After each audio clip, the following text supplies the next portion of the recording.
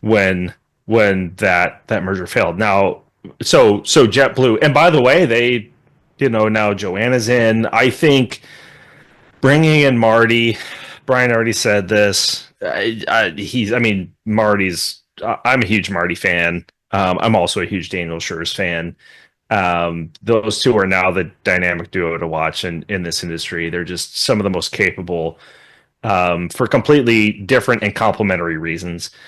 So they're just doing the smart, not necessarily sexy thing, which is look, Islip back into Boston. I think Islip is genius.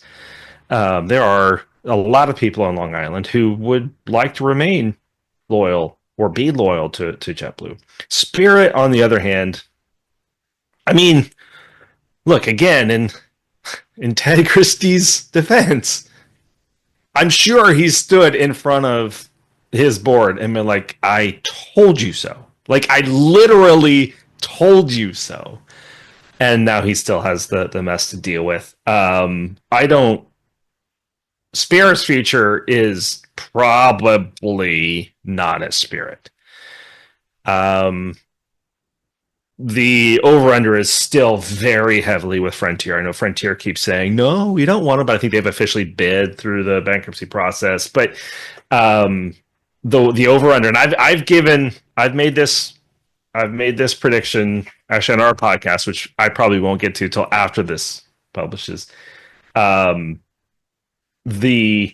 I have to throw out Brett Snyder because it was with a conversation with him.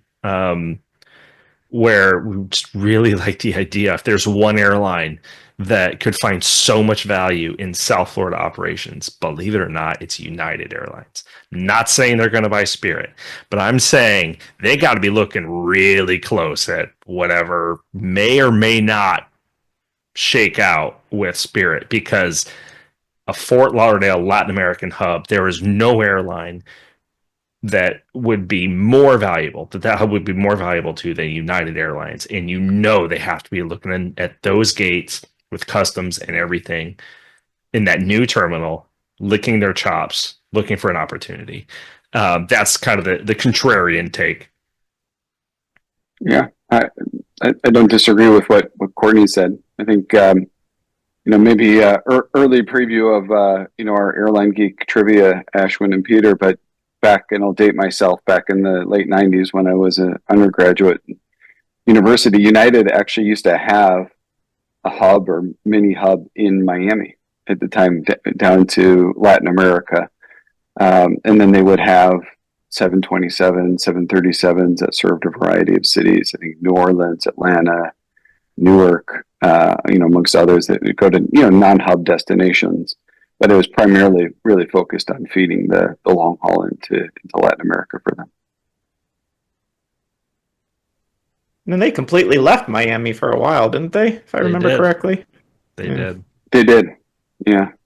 They've gone. And that was right before the merger, I think. Yeah, well, U.S. wasn't the only busy region for acquisitions and that. So maybe switching gears a little bit now to our European audience, Lufthansa and ITA, that got success and approved. Want to get your take, but what's interesting to me is, Lufthansa used to have an Italian branch that they started up to try to get traffic there, and then they have Air Dolomiti that they've had for a long time, which is an Italian carrier. How does this differ? How does this help them, and how is it going to be different than when they had Lufthansa Italia?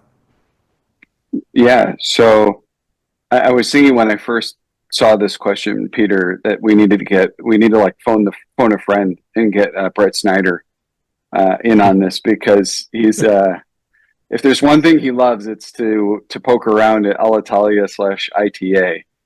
I think for Lufthansa at a high level, these guys have the playbook, right? They know how to do this, how to do airline M&A, how to incorporate other airlines. They've got this, multi-hub, multi-brand strategy, and they've deployed it really well with Austrian, Brussels, Swiss, and other carriers. I think for them, probably the pivot this time, Lufthansa Italia, when they had that operation, Air Dolomiti, that's all focused on northern Italy.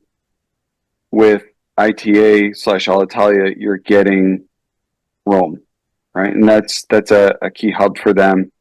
And Lufthansa will bring, I think, a level of scale and focus to the airline, as well as offering connecting opportunities, more premium traffic.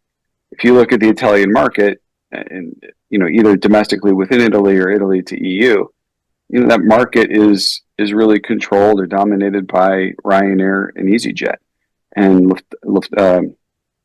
ITA Alitalia is a much smaller player.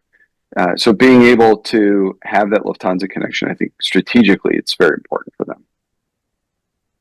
Yeah, I get the sense, and I know absolutely nothing about how this merger was eventually consummated, but I get the sense that Lufthansa was the obvious player, right? And they knew it, and everybody else knew it, and so they were just like, "We will sit here until you are desperate enough to give us the airline." And eventually, that's probably what happened. So, really, how are we defining success here? I think this is going to be a success for Lufthansa because, like Brian said, they know exactly what they're doing. ITA's, I mean, there's a lot of legacy with Alitalia and ITA, and a lot of challenges that come with that. And I think Lufthansa, they were the only buyer. Like they were the only buyer left that really could have done that. And I'm sure that this will work out for them. I'm sure they have their own headaches with it, but that's kind of what stands out to me in terms of that merger.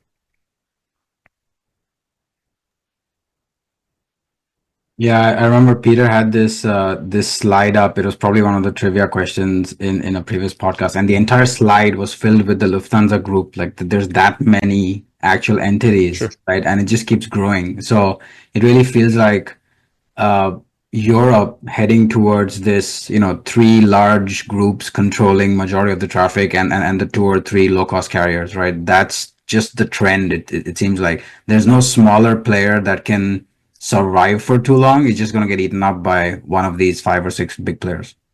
Which, in fairness, so if you compare the EU, and sorry UK, but I'll lump you in with this, you have an economy that's similar to the United States. You have a geography, just the overall size. I think it's a little bit higher population, but you have similar markets.